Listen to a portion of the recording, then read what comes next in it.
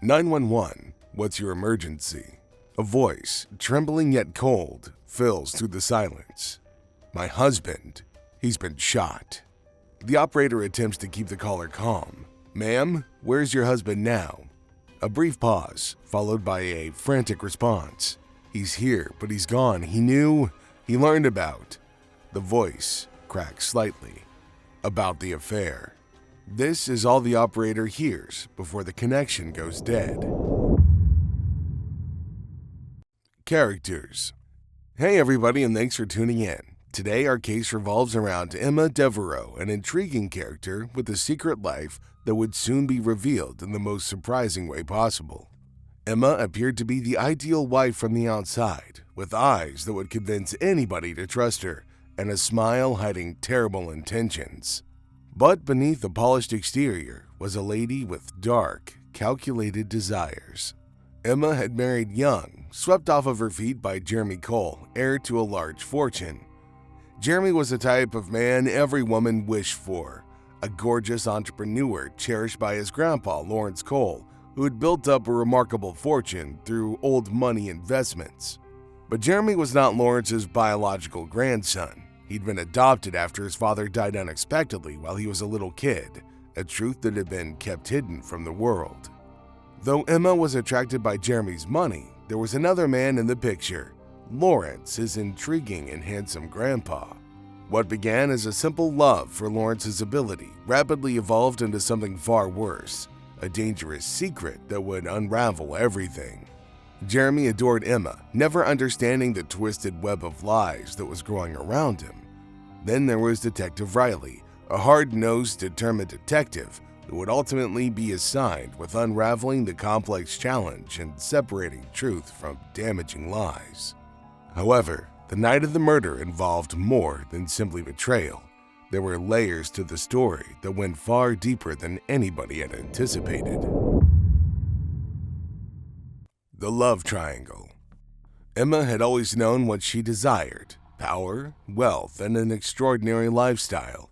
When she first met Jeremy Cole, he appeared like the perfect match to everything she wanted. Handsome, accomplished, and the heir to an enormous family fortune. He radiated sophistication and drew Emma in from the minute they met at an elite event. Within months, Jeremy had swept Emma off of her feet, and the couple married in an extravagant ceremony that spared no cost. To the outside world, they were the ideal couple, attractive, wealthy, and deeply in love. Emma's feelings for Jeremy were deeper than the gleaming surface of their marriage showed. She enjoyed the lifestyle that came with being Mrs. Cole, but her feelings for him were weak at best. It wasn't long before her focus shifted, and it went in a bad direction. Enter Lawrence Cole, Jeremy's grandpa and the true mastermind behind the family's money. A guy who, even in his 80s, radiated charisma, wit, and authority. Lawrence was the type of man who controlled whatever place he entered, and his presence pulled Emma in like a moth to a flame. While Jeremy loved his grandpa with the respect that a mentor deserves, Emma saw something different: sheer strength, sophistication, and the control she desired. Their romance began innocently enough.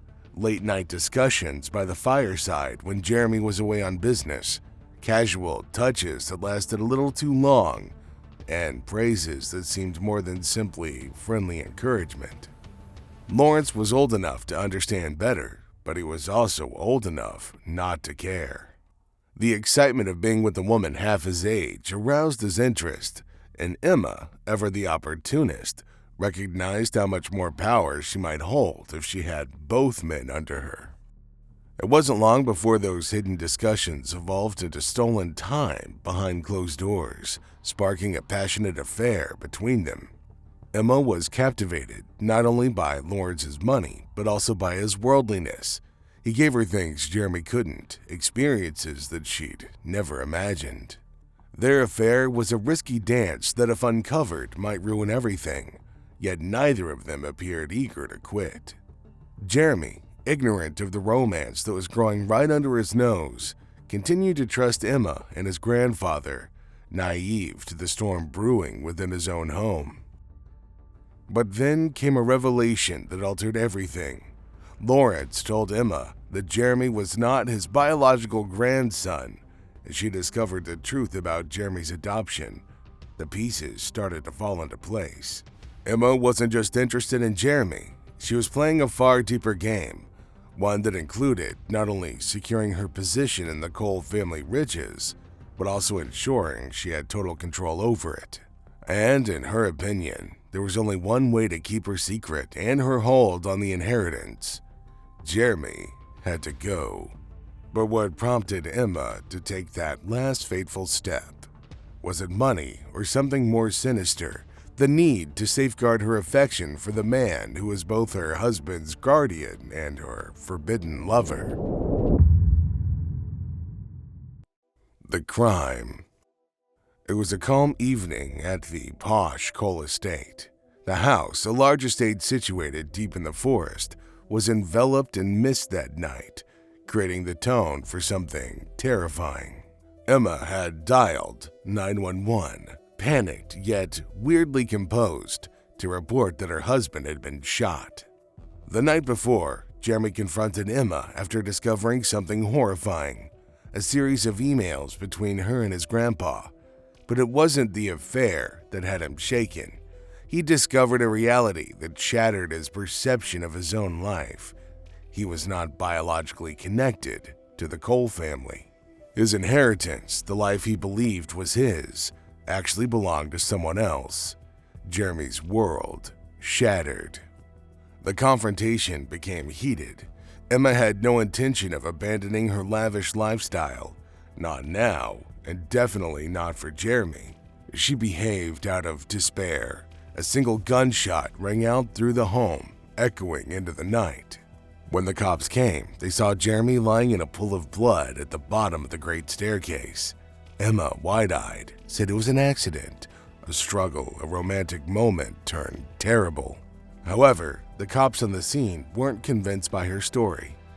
It wasn't until forensics came into play that Emma's story began to unravel, beginning with the gunshot residue on her hands. The fight. The murder night began like any other, calm and nearly tranquil. The huge Cole estate was bathed in a beautiful glow of moonlight, providing the ideal backdrop for the fury gathering inside.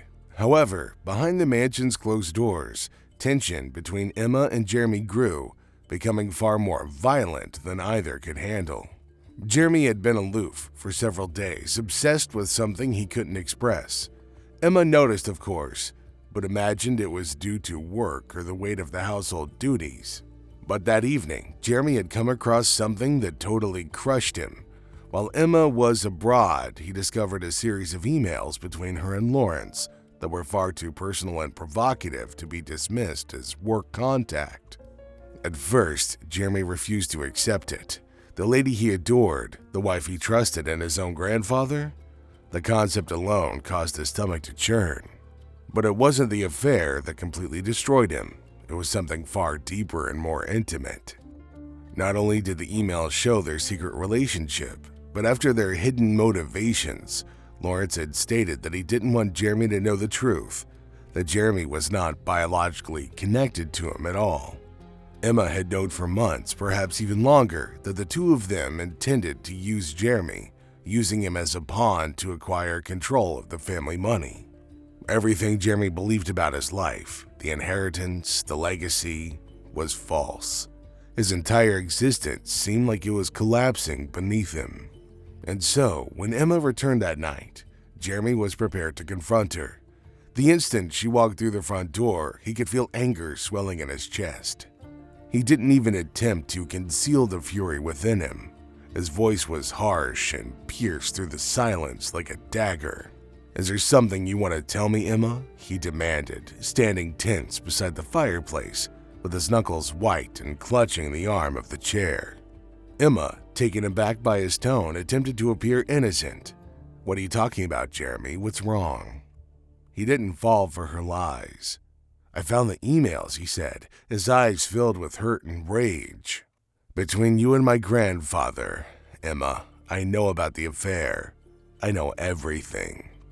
Her cheeks paled briefly, but she swiftly recovered, producing a grin that didn't reach her eyes. "Jeremy, I can explain." But he cut her off. "Explain what? How you've been sleeping with him? That you've been conspiring behind my back the entire time?" His voice trembling with anger and shock. "Emma, how long? How long have you lied to me?" Emma stopped for a while, considering her choices. It wasn't just about the affair anymore. Jeremy knew far more than she ever wanted him to. She needed to reclaim control. "Listen to me, Jeremy. It's not what you think," she murmured softly, attempting to regain his faith. She moved closer, but he drew away in disgust. "You're a liar," he said, shaking his head. "But it isn't only the affair, right? You've known all along that I'm not actually a Cole. I'm not even his grandchild. I'm nothing." His voice trembled, and the weight of betrayal crushed him. Emma's heart raced. This wasn't how it was supposed to go. She had to calm him down and redirect the topic away from the adoption and the emails. But Jeremy stopped listening. He was in a downward spiral with the truth of his entire existence collapsing in front of him. "All of this, everything I believed was mine, was based off lies." Jeremy's voice became louder and harsher. "I trusted you, Emma. I trusted him. And you both." He turned away and ran his hand through his hair, frustrated. Emma saw it in his eyes. He wasn't about to let this go. And if he went to the authorities or faced Lawrence, all she'd fought for would crumble. Her marriage, access to the Cole wealth, and the life she had created for herself would all be over. Her thoughts raced, planning her next action. She needed to stop him from going any further. And in that instant, a cold, murderous notion entered her heart. "Jeremy, please," she said, her voice shaking as she approached him again. This time, her hand touched his arm, but he backed away, disgusted. "I can't even look at you," he mumbled, pacing the room, his rage rising. "I should have seen this coming. I should have known."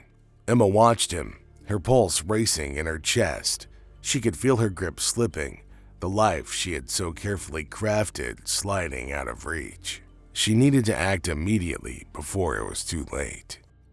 She reached for the gun that she'd hidden earlier, tucked away in the drawer of the ornate side table with a quick, decisive gesture. Her hands trembled, but just for a second. She knew what she had to do. Jeremy hardly had time to turn around before the gunshot went off. One single, harsh crack echoed throughout the still home. His body slumped to the floor as blood pooled around him. Emma remained transfixed for a while, the weight of her actions setting in. But just as swiftly she sprung into action, she cleaned down the pistol and carefully placed it next to Jeremy's motionless corpse. She took a long breath, calmed her voice, and called 911.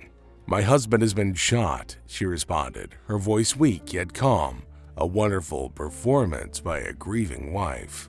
But behind it all, Emma felt only relief. Investigation. The next morning, Detective Riley arrived, an experienced detective known for his unwavering pursuit of the truth. Emma's behavior seemed strange from the time he arrived. She played the grieving widow admirably, but there was something more beneath her tears, a spark of icy calculating. The inquiry began to reveal more about the Cole family. Lawrence was questioned, but he remained aloof and cautious with his answers. Emma's involvement with him was hinted at, but nobody confirmed it. The true shock occurred when Jeremy's adoption became public. This realization altered everything. It became evident that the murder was motivated by more than empty love or betrayal. It was about money, power, and control of the immense Cole inheritance. Forensic evidence began to pile up against Emma. Gunpowder residue was discovered on her hands, and the trajectory of the gunshot didn't fit her statement. Neighbors reported hearing loud discussions, and one witness claimed to have seen Lawrence leave the estate earlier that evening. But just as Detective Riley felt he had solved the case, a fresh twist emerged. Someone else knew about the affair. They had their own agenda. Twists and turns. A mystery letter came at the police station, unsigned but full of unsettling facts that only someone close to the family would know. The letter accused Emma of planning the murder for months, not just to conceal her affair, but also to grab the Cole money for herself. It also hinted at Lawrence's participation, implying that the two conspired together. Lawrence suddenly died of an apparent heart attack in his office, just when it appeared that Emma and Lawrence would stand trial together. The timing appeared unusual, but there was no convincing proof of any foul play. Thus, his death was declared natural. Emma was now alone, facing the repercussions of her choices. Arrest and trial. Emma was taken into custody shortly after, and her calm composure broke as officers escorted her out of the estate in handcuffs. The trial was a media circus, with every aspect of her cheating and Jeremy's adoption issues making headlines. Prosecutors depicted her as a cold, calculating woman who married Jeremy for his money and then murdered him when her secret was in danger. Witness statements were blunt. Jeremy's business partner discussed the fight the night before his death, and neighbors reported weird comings and goings at the estate. However, the forensic evidence, the gunpowder residue, the trajectory, and her conflicting statements determined her sentence. The jury debated barely a few hours before reaching a guilty verdict. Emma Devereaux was sentenced to life in prison without parole. Despite the decision, certain questions remain unexplained, such as who delivered the letter and what part, if any, Lawrence actually played. Aftermath. Following the trial, the Cole family name was permanently damaged. The estate, once a symbol of riches and status, was auctioned off, and Jeremy's terrible demise served as a cautionary tale in the tiny, close-knit town. Those who knew the Coles were left wondering how much deeper their secrets may have gone. Some say that the letters were from their trusted housekeeper who raised Jeremy and wanted to do something about the situation, but she was too afraid to come forward. Therefore, she sent the anonymous letters instead. Emma now spends her days behind bars, but her cool attitude never changed. Some feel that she's hiding more than what was revealed at trial. Others believe she's merely waiting for her next move. Emma's situation has a frightening aspect that stays. Was it just greed and desperation, or was there something more sinister at work? Perhaps we'll never know the complete truth about what took place that night. If you thought this tale was bizarre, you won't want to miss our last episode. Affair with best friend's daughter ends in tragedy, on screen right now. Trust me, you'll have to hear this one to believe it.